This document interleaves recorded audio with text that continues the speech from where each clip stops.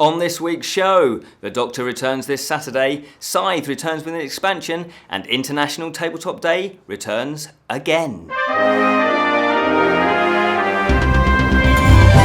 Hello and welcome to the Fantasy News Show from the Bottled Imp. My name is Ken Boyter and this, obviously, is your weekly fix of fantasy news. First up, the 2017 Hugo Finalists Awards, hang on, do that again, the 2017 Hugo Awards Finalists, just flip that around, have been announced. This year is the most extensive Hugo ballot on record with 108 finalists. Wow, that is a lot. There are 17 different categories, including Best Novel, Best Novella, Best Short Story, Best Graphic Story, and Best Professional Artist. Obviously, there's a lot more as well, but that would just be me reading out a long list, wouldn't it? The nominees for the Best Novel Award are All the Birds in the Sky by Charlie Jane Anders, A Closed and Common Orbit by Becky Chambers. No, I got that wrong. So the first one was Charlie Jane Anders. I probably did say that. Anyway, the second one was by Becky Chambers. Death's End is by C.N. Liu. And 9 Fox Gambit is by Yon Ha Lee. The Obelisk Gate by N.K. Jesmin. And Two Like the Lightning by Ada Palmer. Those are the nominees for the Best Novel. And the final round of voting will close on the 15th of July, and the winners will be announced on the 75th, get that, 75th World Science Fiction Convention in Helsinki, Finland on the 11th of August. If you want to find out more, you can visit www.thehugooawards.org, and obviously we'll put all the links in the description.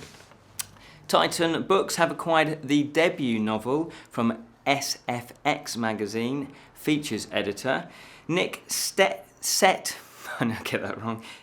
Setchfield's first novel, The War in the Dark, is the start of a brand new series and is apparently genre-defying. It fuses together thriller and speculative fiction and also dark fantasy and historical fiction in a hidden world at the heart of 1960s Europe during a Cold War fought on the borders of this world. The series will follow British intelligence agent Christopher Winter in a world of treachery, blood and magic, and a world at war in the dark. Sounds intriguing. The War of the Dark is scheduled to be published in the summer of 2018, simultaneously in the UK and also in the US from Titan Books, and in Australia and New Zealand to follow shortly after. Peter Capaldi returns as the Doctor in Doctor Who's 10th series of the modern era. Now, I know it's not strictly speaking pure fantasy, is it? But there's a few bits of fantasy elements, but hey, it's Doctor Who as well. So, as confirmed, the official Doctor Who website, Capaldi will step down at the end of the upcoming series, and, well, they're going to have a Christmas special as well at the end of the year, so that will be his final episode. Peter Capaldi told listeners of the BBC's Joe Wiley radio show, "I feel sad. I love Doctor Who. It's a fantastic programme to work on. I can't praise people I've worked with more highly." So there we go. The new series also sees new companion Bill Potts, played by Pearl Mackie, and will be the first openly gay character in the show's 54-year history. The 10th Doctor's last adventure begins, as I say, this Saturday, which is the 15th of April, on BBC One at 7:20 p.m. You can find out more about the Doctor and his time-travelling adventures by visiting the official site, which is www.doctorwho.tv. Stonemaier Games have announced their latest expansion for their hit game Scythe, and that will be released in the fourth quarter of this year. The base game of Scythe was published last year to critical and gamer acclaim, I should say, and the game is a worker placement in economic engine board game set in an alternate history of the 1920s period for 1 to 5 players. Now, I have played Scythe. It is a very, very good game. It's very solid, it's very tight, the artwork is gorgeous. And Scythe, the Wind Gambit expansion, will change the game in 2 fundamental ways. The airship mode will expand the world of Scythe by helping factions take to the air with new technology. Flying mechs. get that. And the resolution mode will change the way each game ends. That's very intriguing. And the expansion is currently scheduled for release at the Essen Game Convention, which takes place on the 26th to the 29th of October this year. And you can see and have a more detailed look at the expansion by going to Stonemeiergames.com. International Tabletop Day is back again. This obviously is now a regular yearly thing, and thousands of avid tabletop gamers all over the world will be rolling their dice, moving their meeples, and hopefully getting a critical hit, all on the 29th of April this year. International Tabletop Day 2017 is rolling around very fast. It's coming up with thousands of board game clubs and board game cafes and shops all over the world. They're all gearing up for this massive event. It's the brainchild of the website Geek and Sundry, and International Tabletop Day is a chance to celebrate all things gaming and to bring people together to share a passion of their hobby. Plus, it's a chance for new people to gaming to come and experience what gaming is all about. To find out where your nearest tabletop group is and to more about the International Tabletop Day, you can visit geekandsundry.com. Kickstarter news. I'll start that again. That's always good. Leagues, I was going to put the in front of it, but it's Leagues of Gothic Horror, Ministry and Morvedana. That's not how you pronounce it. Anyway, they're role-playing books and dice from Triple Ace Games. This project is to fund 2 additional supplements to Triple Ace Games' previously successful funded Kickstarter RPG book, Leagues of Gothic Horror. So these are supplements that go with this core book. And these supplements, the Ministry of Unusual Fairs and Mordavia, Land of Horror, plus they have the Leagues of Horror dice as well, so that's really cool. Now these books are designed for use, as I say, with the core book of that and also the Leagues of Cthulhu, and they are compatible with other I don't know how you pronounce this, I'm sorry, today it's all gone a bit wrong. Ubiquity, I think that's how you pronounce it, Ubiquity power settings. Now I don't know what that actually is. I think that must be a set of rules that people can then just tag into.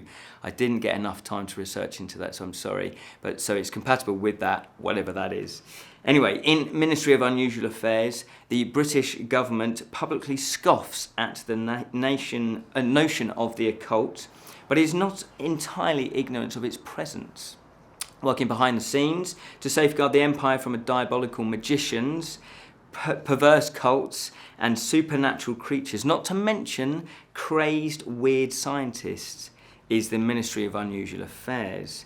And in the other supplements, the Mordavia, Land of Horror, the small duchy of Mordavia is a land where the supernatural is very real and is nestled in the mountains of Eastern Europe.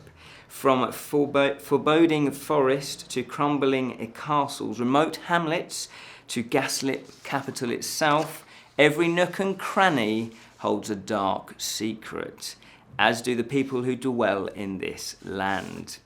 Now, what you can do, you can get the PDFs of the core book for free. You can download that for free. So obviously, if you haven't got the core book, you can download the PDF for free if you go to their campaign page. And as you can imagine, there are lots of pledge levels and stretch goals and add-ons that you can do as well. It's so close to being funded, and it finishes on the 19th of April. Foundations 4, Rise of the Mimics, is the next batch of miniatures to pimp out your tabletop and RPGs from Forge Prints. There are 6 packs this time around to pledge for.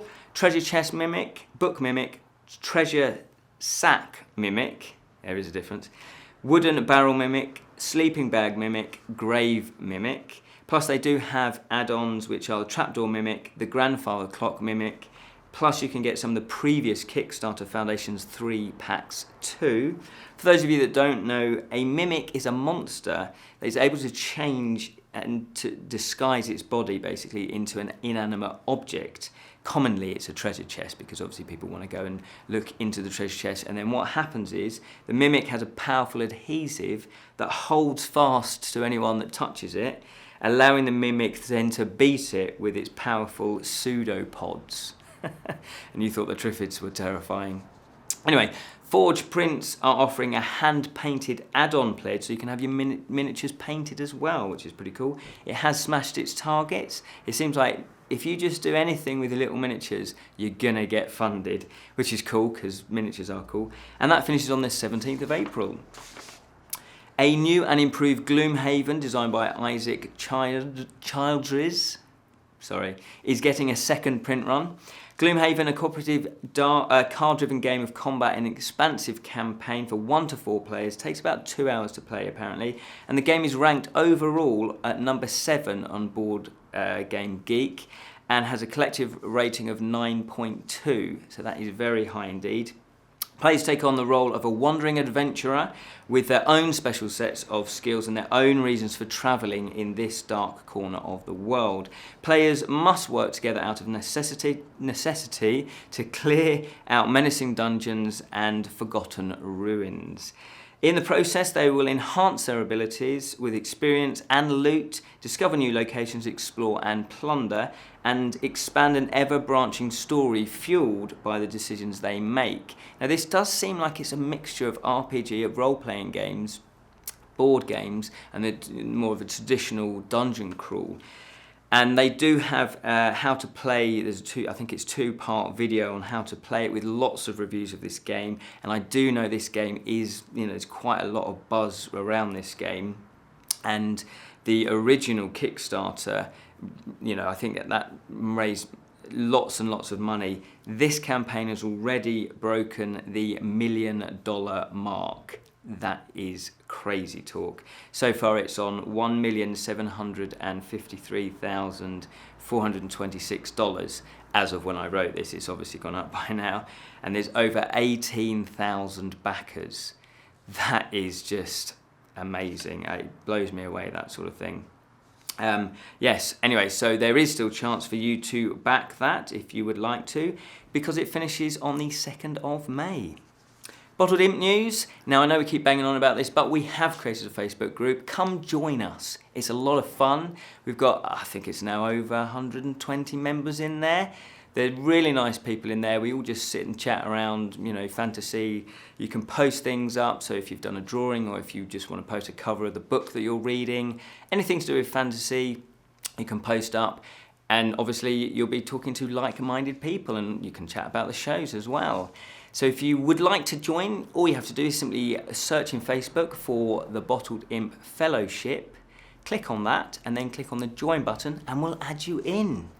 On this week's Friday Fantasy Show, we have The Skull Throne, which is book 4 in the Demon Cycle, written by Peter V. Brett.